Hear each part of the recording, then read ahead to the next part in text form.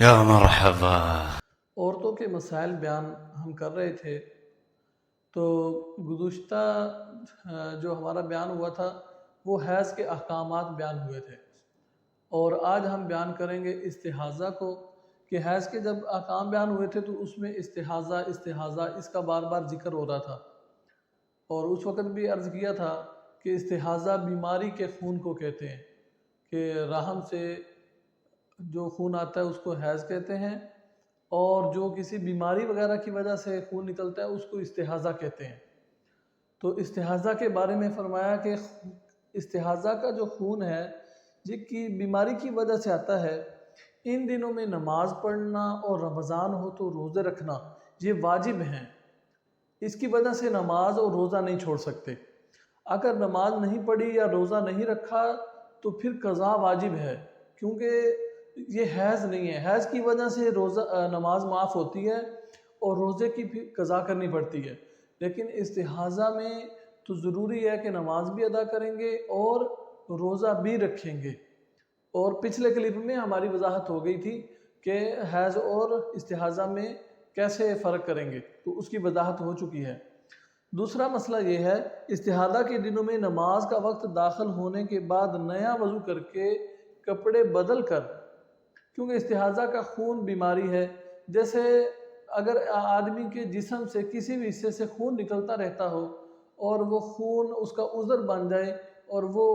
اس طرح بھی وقت اس کو نہیں مل رہا کہ وہ خون رکے اور نماز پڑھ لے، تو جیسے وہاں حکم ہے، وہاں بھی سیم یہی حکم ہے جو یہاں بیان ہو رہا ہے، کہ کیا حکم ہے؟ استحاضہ کے دنوں میں نماز کا وقت داخل ہونے کے بعد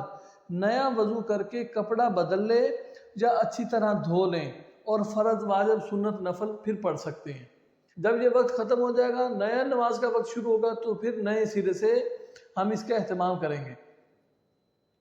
اس استحاضہ سے وضو نہیں ٹوٹے گا۔ وقت ختم ہونے کے بعد دوسری نماز کا وقت داخل ہو تو اب دوبارہ وضو کر کے کپڑا بدل لے یا جس جگہ ناپاکی لگی ہے وہ دھو کر نماز پڑھے۔ تو یہ بات واضح ہوگی کہ استحاضہ کی وجہ سے یہ چونکہ عذر ہے، خون جاری رہتا ہے، تو ایک جب نماز کا وقت داخل ہوا تو پاک صاف ہو کر کپڑے پاک صاف پہن لو یا دھو لو، اور پھر اس وقت کے اندر جتنی بھی نماز پڑھنا چاہے پڑھ لو۔ دوبارہ نئی نماز کا وقت آئے گا تو اس میں دوبارہ اہتمام کرنا ہوگا۔ اب اس کے دوران اگر استحاضہ کا خون آیا تو وہ قابل معاف ہے، اس کی وجہ سے نماز نہیں چھوڑیں گے، نماز اپنی پڑھ سکتے ہیں۔ اگلا بیان آج ہمارا ہے نفاس کا بیان۔ بچہ پیدا ہونے کے بعد جو عورت کے رحم سے خون آتا ہے اس کو کہتے ہیں نفاس کا خون، جو بچہ پیدا ہونے کے بعد آتا ہے، اور اس کی زیادہ سے زیادہ مدت جو ہے وہ 40 دن ہے، اور کم سے کم کی کوئی حد نہیں ہے، بھلے 1 دن 2 دن 15 دن 20 دن جب بھی ختم ہو جائے، لیکن زیادہ سے زیادہ جو ہے یہ 40 دن تک جاتا ہے۔ 40 دن سے اوپر اگر جائے گا تو وہ پھر وہی استحاضہ شمار ہوگا، جیسا کہ حیض میں ہم نے عرض کیا تھا کہ 10 دن سے اوپر اگر جائے گا خون تو وہ استحاضہ شمار ہوگا، حیض نہیں شمار ہوگا۔ اسی طرح 40 دن سے اوپر اگر جائے گا تو یہ 40 دن سے زیادہ والا خون استحاضہ ہوگا، 40 دن کے اندر جو خون آئے گا تو وہ نفاس کا شمار ہوگا، اور 40 دن سے پہلے اگر خون رک جائے تو پھر اس پر عورت کو پر واجب ہے کہ یہ اپنا غسل کر کے نماز اور واجبات ادا کرے۔ ہمارے ہاں مطلب ہمارے بعض خواتین میں، عورتوں میں یہ غلط فہمی پائی جاتی ہے اس مسئلے میں کہ وہ 40 دن سمجھتی ہیں کہ اب 40 دن تو میں نہ نماز پڑھوں گی، نہ روزہ رکھوں گی، کچھ بھی نہیں کروں گی، کیونکہ یہ میرے 40 دن جو ہیں یہ میرے نفاس کے ہیں۔ ایسا نہیں ہے، عین ممکن ہے 15 دن بعد، 20 دن بعد، 25 دن بعد خون رک جائے، یہ نفاس کا خون آنا بند ہو جائے، تو اب اس پہ لازم ہے کہ یہ اپنی غسل کر کے اپنے نماز اور واجبات اپنے ادا کرے۔ ایسا نہیں ہے کہ لازمی ہے کہ 40 دن تک ہی یہ نفاس رہے گا اور اس کے بعد یہ نمازیں ادا کریں گی، تو یہ ایک غلط فہمی کا بھی ازالہ کر لینا چاہیے۔ 40 دن سے پہلے پاکی حاصل ہو گئی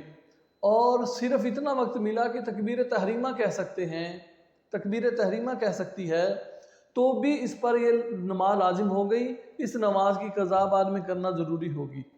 یہ نماز کی قضا ضروری ہے۔ اگلا مسئلہ جو ہے وہ یہ ہے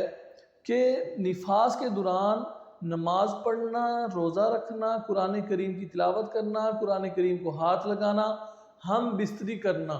یہ درست نہیں ہے۔ جس طرح حیض میں یہی کام درست نہیں تھے، وہاں نماز پڑھنا، روزہ رکھنا، قرآن پاک کو ہاتھ لگانا، ہم بستری کرنا جیسے حیض میں منع ہے اور حرام ہے، اسی طرح نفاس میں بھی یہ ٹھیک نہیں ہے۔ نفاس میں بھی بالکل نماز معاف ہو جاتی ہے اور قضا نہیں ہے، البتہ روزے کی قضا بعد میں دیں گے جو روزے رہ گئے نفاس کی وجہ سے۔ نفاس کے دوران سورہ فاتحہ اور دعائیں جو دعائیں قرآن پاک میں آئی ہیں، یہ دعائیں دعا کی نیت سے، تلاوت کی نیت سے نہیں، یہ قرآن پاک والی جو دعائیں ہیں ان کو دعاؤں کی نیت سے پڑھ سکتے ہیں۔ تو یہ ہمارے نفاس کے مسائل ہیں اور حیض کے مسائل ہمارے بیان ہو گئے تھے۔ اللہ ہمیں ان کو سمجھ کر صحیح عمل کی توفیق عطا فرمائے۔